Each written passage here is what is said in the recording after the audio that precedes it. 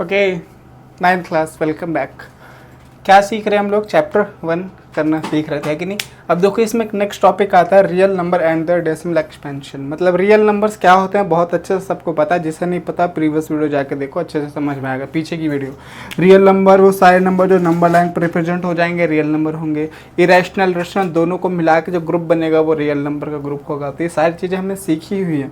अब देखो, हमें यहाँ पे क्या सीखना है कि रियल नंबर के डेसिमल एक्सपेंशन जो होते हैं उन्हें देख के हम ये कैसे बताएंगे कि दिया हुआ नंबर रैशनल है या इरेशनल है। समझ में आया? क्या देख के बताएंगे? डेसिमल एक्सपेंशन देख के बताएंगे कि दिया हुआ नंबर रैशनल है या इरेशनल है। ठीक है, कैसे करेंगे जरा देखते हैं। अब पहले डेसिमल एक्सपेंशन के बारे में बात करते हैं। देखो, कभी भी डेसिमल एक्सपेंशन जो होता है ना, वो दो तरीके का होता है जनरली। तीन तरीके का होता है, दो तरीके का जनरली मान के चलो। एक होता है क्या, टर्मिनेटिंग डेसिमल एक्सपेंशन, और एक होता है नॉन टर्मिनेटिंग डेसिमल एक्सपेंशन। समझ में आया? एक होता है टर्मिनेटिंग डेसिमल एक्सपेंशन, एक होता है नॉन टर्मिनेटिंग डेसिमल एक्सपेंशन। जैसे कि अगर मैं ये लिखूं 0 2 3 4, डेसिमल के बाद 1 2 3 तीन डिजिट, इसके बाद कुछ नहीं, that means terminating decimal expansion है। चलो एक ये करके दिखाता हूँ मैं आप लोगों को। जैसे कि मैं 2/5 करना चाह रहा हूँ, तो किस तरह से करूँगा? 5 2.0, 5 4 जा 20, कैंसिल कैंसिल। तो देखो, डेसिमल के बाद सिर्फ एक ही डिजिट आया, इसके आगे नहीं जाएगा क्योंकि रिमाइंडर 0 आ गया है। दैट मीन्स टर्मिनेट हो गया है। समझ में आया? तो एक होता है टर्मिनेटिंग डेसिमल एक्सपेंशन, एक नॉन टर्मिनेटिंग। एग्जांपल देता हूँ मैं। जैसे कि मुझे 1/3 करके देना है। 1/3 क्या आएगा? तो 3 यहाँ रहेगा, 1 यहाँ आएगा, 0.0, 3 3 जा 9, 1 0, 3 3 जा 9। अब देखो, यहाँ पे फिर से 0 लेंगे तो ये 3 3 जा 9 हो, 3 3 जा 9 हो जाएगा। अब यहाँ पे 3 3 आते जाएगा आते जाएगा आते जाएगा आते जाएगा, कब तक आएगा नहीं पता। जितनी बार करोगे उतनी बार 3 3 3 3 आते जाएगा। तो ये टर्मिनेट नहीं हो रहा है क्योंकि रिमाइंडर इसका 0 नहीं हो रहा है। तो ये दूसरा हो गया। तो एक टर्मिनेटिंग डेसिमल एक्सपेंशन होगा, एक होगा नॉन टर्मिनेटिंग डेसिमल एक्सपेंशन। अच्छा, अब देखो, नॉन टर्मिनेटिंग में ना दो कैटेगरी हो सकती है। एक कैटेगरी हो सकती है कि डेसिमल के बाद कोई एक सिंगल डिजिट रिपीट होने लग जाए, या फिर ये हो सकता है डेसिमल के बाद एक ग्रुप रिपीट होने लग जाए। अब ग्रुप रिपीट होने का क्या मतलब है, तो मैं आपको एक डिवाइड करके दिखाता हूँ सिंपल से। यहाँ पे जैसे यहाँ पे मैंने 1 लिखा, मैं 1 को 7 से डिवाइड करके बता रहा हूँ। तो पहले तो डेसिमल देना पड़ेगा क्योंकि 1 छोटा है, 0, 7 1 जा 7, यहाँ पे आएगा 3, फिर एक 0 डालेंगे, 7 4 जा 28, यहाँ पे आएगा 2, फिर एक 0 डालेंगे, 7 2 जा 14, यहाँ पे आएगा 6, फिर एक 0 डालेंगे, फिर 7 8 जा 56, यहाँ पे आएगा 4, फिर एक 0 डालेंगे। तो ये हो गया 40 40 हो रहा है ना, ये है ना। अब 7 5 जा 35, यहाँ पे आएगा 5, फिर एक 0 डालेंगे, 7 7 जा 49, यहाँ पे आएगा 1, अब फिर यहाँ पे एक 0 डालोगे। तो अब देखो, यहाँ के बाद चीज़ें अब रिपीट होने लगेंगी क्योंकि फिर से 7 1 जा 7 होगा। तो अब मैं ये कहना चाह रहा हूँ कि इसके बाद देखो क्या होगा ना, इसके बाद क्या होगा कि जब आगे अपना डिवाइड लेके चलोगे तो यही पैटर्न, मतलब 1 4 2 8 5 7 रिपीट होगा, है ना। फिर से आएगा, इसके बाद आगे जाओगे तो यही आएगा 1 4 2 8 5 7। मतलब ये जो चीज़ है 1 4 2 8 5 7 की आप रिपीट, ये एक पूरा ग्रुप बन गया। ये ग्रुप आपका बार बार रिपीट होगा। ये ग्रुप क्या है, बार बार रिपीट होगा। समझ में आया? यहाँ पे ग्रुप रिपीट हो रहा है, वहाँ पे एक सिंगल डिजिट रिपीट हो रही थी, दोनों में डिफरेंस है ना। तो जो ग्रुप रिपीट होता है या जो डिजिट रिपीट होती है उसके ऊपर हम ऐसे बार लगा के शो करते हैं। देखो, इस तरीके से बार लगा के शो करते हैं। ये मैंने बार लगा दिया ना, मतलब कहीं भी ये लिखा हुआ है इस तरीके से, ऐसे लिखा हुआ है, कोई डेसिमल है और डेसिमल के बाद इस तरीके से लिखा हुआ है, तो इसका मतलब है कि ये ग्रुप रिपीट होगा, फिर से आएगा, बार बार रिपीट होगा। ठीक है। और 3 वाला एग्जांपल्स में किस तरीके से लिख सकता हूँ, मैंने 0.333 इस तरीके से 3 3 आते जा रहा था, रिपीट हो रहा था और टर्मिनेट नहीं हो रहा था। तो मैं इसे कैसे लिख सकता हूँ, 3 के ऊपर इस तरीके से बार लगा के लिख सकता हूँ। तो ये हुए नॉन टर्मिनेटिंग के रिकरिंग वाले दो एग्जांपल्स, कि एक में एक सिंगल डिजिट रिपीट हो रहा है, दूसरे में एक ग्रुप रिपीट हो रहा है। तो दोनों में डिफरेंस है कि नहीं है? दोनों में डिफरेंस है, लेकिन दोनों के दोनों ही नॉन टर्मिनेटिंग और रिकरिंग की कैटेगरी में जाते हैं। तो आप क्या ध्यान रखो कि डेसिमल टर्मिनेटिंग कब होता है, बताया मैंने। तो अगर कोई भी डेसिमल एक्सपेंशन टर्मिनेटिंग है तो इसका ये मतलब है कि वो decimal expansion rational number nature का है, उसे हम पी अपॉन क्यू के फॉर्म में लिख सकते हैं, क्योंकि डेसिमल एक्सपेंशन को टर्मिनेट, ये रैशनल को पी अपॉन क्यू के फॉर्म में लिख सकते थे ना, तो लिख ही देंगे बिल्कुल। अच्छा यहाँ पे देखो टर्मिनेटिंग है, डेसिमल एक्सपेंशन टर्मिनेटिंग हुआ और रिकरिंग हुआ, तो ये भी क्या होगा, ये भी हमारा रैशनल नंबर ही होगा। समझ में आया।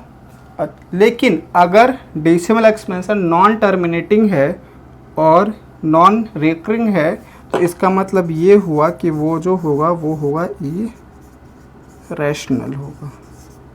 समझ में आया।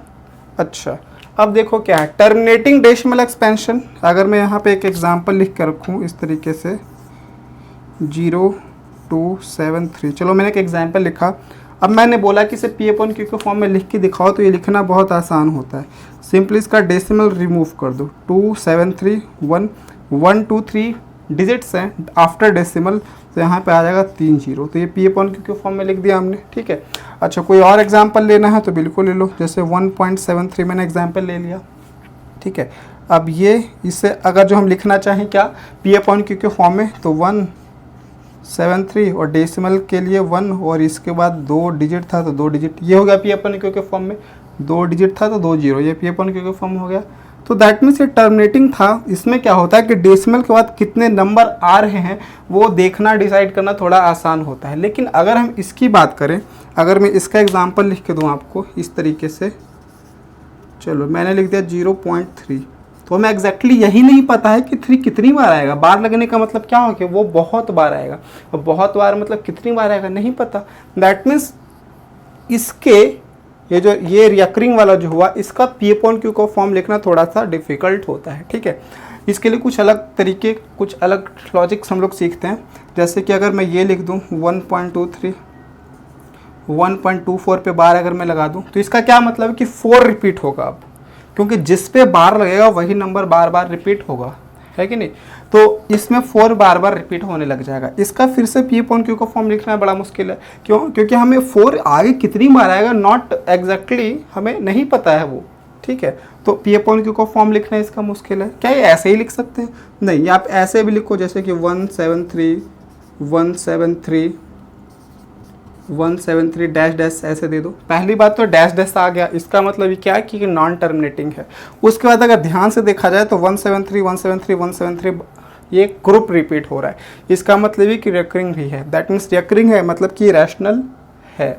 ठीक है। तो रैशनल है तो वहीं से एक बात पता चलती है कि चाहे इस तरीके के जितने नंबर हों वो रैशनल हैं, उसे पी अपॉन क्यू फॉर्म में लिखा जा सकता है, क्योंकि हम रैशनल को पी अपॉन क्यू के फॉर्म में लिख देते थे। बट ये लिखना आसान है, ये लिखना थोड़ा मुश्किल है। अब ये कैसे लिखेंगे वो नेक्स्ट चैप्टर में, मतलब नेक्स्ट वीडियो जो आएगी उसमें हम लोग ये सीखेंगे कि ये कैसे लिखेंगे। इसकी बात हो गई, इसकी बात हो गई। अब आते हैं इरेशनल नंबर पे। तो पहली बात कि अगर ये इरेशनल है तो पी अपॉन क्यू के फॉर्म में तो इसे नहीं लिख सकते हैं। अगर इरेशनल है तो इसे पी अपॉन क्यू के फॉर्म लिख सकते हैं क्या? नहीं लिख सकते हैं। कुछ एग्जाम्पल्स देखे थे हमने, उसके पहले से भी कुछ एग्जाम्पल्स हम लोग मिल चुके हैं, जैसे पाई है ना, और पाइथागोरस ने जो पहला नंबर दिया था इरेशनल वाला √2, ये भी क्या है? एक इरेशनल नंबर है। ठीक है। तो ये एग्जाम्पल्स हो गए। अच्छा, और मैं एक इस तरीके का अगर एग्जाम्पल लिख के दे दूँ आप लोगों को, ऐसे मैंने एक एग्जाम्पल लिख दिया। अब देखो इसमें डैश डैश लगा, मतलब डैश डैश लगने का बस ये मतलब है कि ये नॉन टर्मिनेटिंग है। उसके बाद देखो क्या इसमें कोई एक नंबर रिपीट हो रही है बार बार ऐसे करके कोई नंबर रिपीट हो रही है, या फिर ऐसा हो रहा है कि इसमें ग्रुप रिपीट हो रहा हो? नहीं। तो ना ही इसमें कोई नंबर रिपीट हो रहा है, ना ही इसमें कोई ग्रुप रिपीट हो रहा है। तो जब नंबर भी रिपीट नहीं हो रहा है, ग्रुप भी रिपीट नहीं हो रहा, तो एक तो बात कंफर्म है ना कि वो नॉन रिकरिंग है।